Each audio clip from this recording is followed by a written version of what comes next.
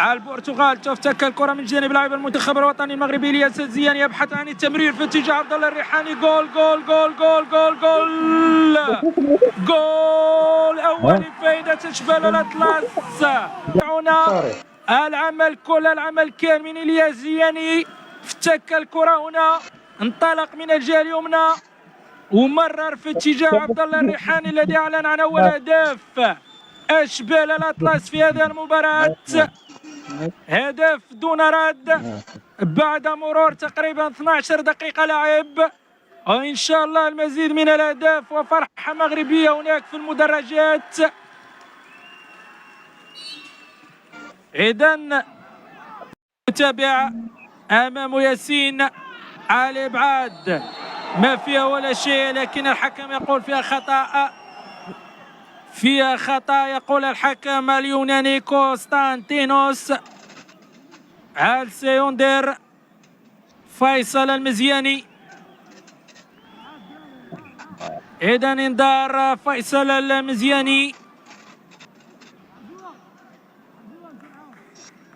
لاعب فريق غينغ البلجيكي. تابعتي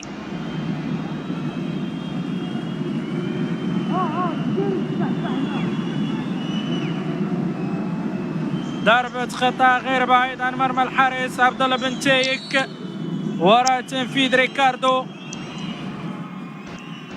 سنتابع تنفذ الكرة وهدف التعادل. هدف التعادل لمنتخب بنما، المسجل انخيل اورليان الريحاني. امامنا مسجل هدف الاول للمنتخب الوطني المغربي والوحيد في هذه المباراة، مهاجم اتلتيكو مدريد الاسباني، وجه لوجه مع بيرير ميغيل. عبد الله الريحاني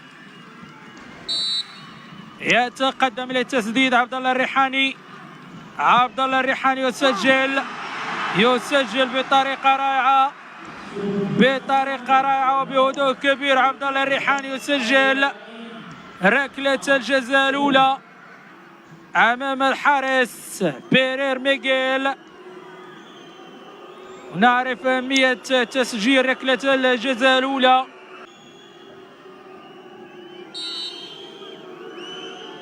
عبد الله بن تيك وريكاردو، ضايعة من جانب ريكاردو. هذا تقدم للمنتخب الوطني المغربي لأقل من 20 سنة. نتابع عبد الله بن تايك تبع الكرة الماضية. تمارون الثانية إن شاء الله في شباك، بالفعل يسجل. إذن تمارون يسجل الهدف الثاني وركلة الجزاء الثانية للمنتخب الوطني المغربي لأقل من 20 سنة. لواجه مع عبد الله بن تايك، عبد الله ولويس. يسجل فيلديس لويس، يسجل محمد رديد، يسدد ويضيع. محمد رديد يضيع ضربة الجزاء الثالثة للمنتخب الوطني المغربي. تظل النتيجة هدفين لهدف. عبد الله بن تايك، خوسي وعبد الله يتقدم للتسديد ويسجل، يتقدم للتسديد ويسجل عدنان بن سعد ركلة الجزاء الرابعة والثالثة للمنتخب الوطني المغربي. سنتابع إدغاردو وعبد الله بن تايك. عبد الله، يلا يا عبد الله، يلا يا عبد الله. يسجل إدغاردو.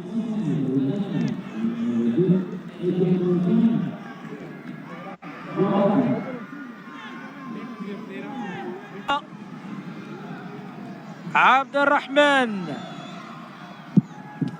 يسجل. عبد الرحمن السوسي يسجل ركلة الجزاء الخامسة. تصبح النتيجة 4-3 في انتظار ركلة الجزاء الأخيرة من جانب منتخب بنما. ركلة الجزاء الخامسة لمنتخب بنما. يسجل تصبح النتيجة دائما متعادلة 4-4. كي يتقدم وجه لوجه مع بيرير ميغيل. امين وبيرير يسجل امين الطيبي. تيك وفيليز يتقدم للتسديد. يسجل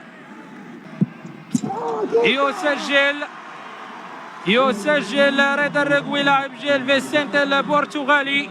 من جانب لاعب منتخب بنما خوسيه ماتوس يسجل ايضا. الانتاكي وسام الانتاكي لاعب الهلال الفرنسي. وجه لوجه مع بيرير ميغيل. يسجل وبنتيك كان قريب عبد الله بنتيك، لكن سددوا 8 لاعبين من كل منتخب. عبد الله زرور يسجل. يتقدم ميغيل بيرير حارس منتخب بنما لتسديد ركلة الجزاء التاسعة في هذه المواجهة. بيرير ميغيل وعبد الله بنتيك وجه لوجه. بيغيل يسجل. بيرير ميغيل يسجل.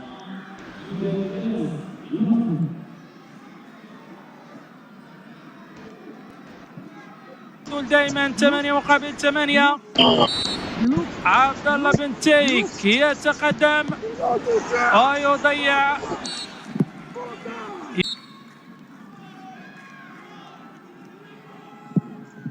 يسجل إديسون. إذا نهاية المباراة فوز منتخب بنما بركلات الترجيح ب9-8 بعد التعادل الإيجابي بهدف لهدف بين المنتخب الوطني المغربي والمنتخب البنمي. مشاهدينا لم يبقى لي أن نقول